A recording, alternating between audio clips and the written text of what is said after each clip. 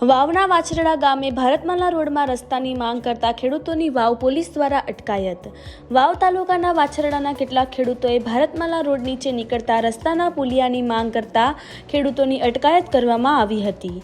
જો કે ખેડૂતોએ જણાવ્યું હતું કે જ્યારથી ભારતમાલા રોડની કામગીરી હાથ ધરાઈ છે ત્યારથી અમે ખેડૂતો વર્ષો જૂનો રસ્તો ત્યાંથી નીકળે છે, જેના પર પુલિયો બનાવી અમારો રસ્તો નીકળવામાં આવે, પરંતુ રસ્તો બ્લોક કરી દેવામાં આવતા ખેડૂતોએ વિરોધ કર્યો અને ખેડૂતોની વાવ પોલીસ દ્વારા અટકાયત કરવામાં આવી હતી। જો કે ભારતમાલાના કર્મચારીઓ દ્વારા અગાઉ આશ્વાસન આપવામાં આવ્યું હતું કે તમને પુલિયો બનાવી તમારો રસ્તો નીકાળી આપશું, પરંતુ આજ રોજ રસ્તો બંધ કરી દેવાના આવતા ખેડૂતો રોષે ભરાયા હતા।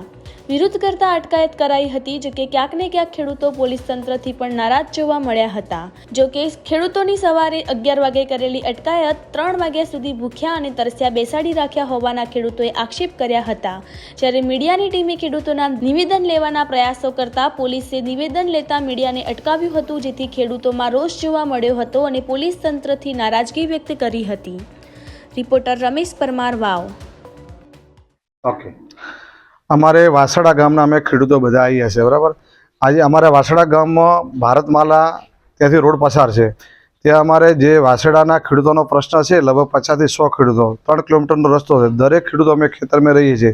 જે ભારતમાલાની ચેનલ નંબર છે 60-700, અમે તે લોકોને વારંવાર રજૂઆત કરેલી છે। અમે પ્રાંત ઓફિસરની અંદર અમે લિખિત રજૂઆત કરેલી છે। અમે નેશનલ હાઈવેની અંદર અમે અરજીને લેખિત આલેલી છે, પ્રાંતસરમાં આપેલી છે, કલેક્ટર આપી છે, અને આજ સુધી એનો કોઈ નિકાલ થયો નથી, બરાબર।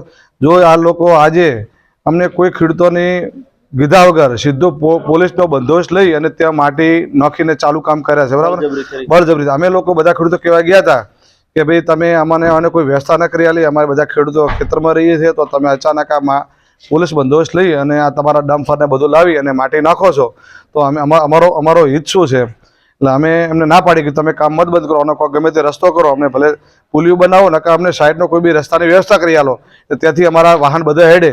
પણ અમે ના પાડવા ગયા 50-100 ખેડૂતો, તો ત્યાં પોલીસ બળજબરીથી અમારા ખેડૂતોને ધરપકડ કરીને પોલીસ સ્ટેશનમાં લઈ દીધા અને આજે એમને જામીન કરી છૂટા કરાયા છે। અત્યારે અમે હાલ બધા ખેડૂતો મામદાર ઓફિસે અમે રજૂઆત કરી કે સાહેબ અમારું કંઈ ખેડૂતોના હિતમાં તમે વિચારો અને એને કોઈક સોલ્યુશન કરો, અને આના પછી અમે હવે પરત ઓફિસે જઈએ છીએ થરાદ।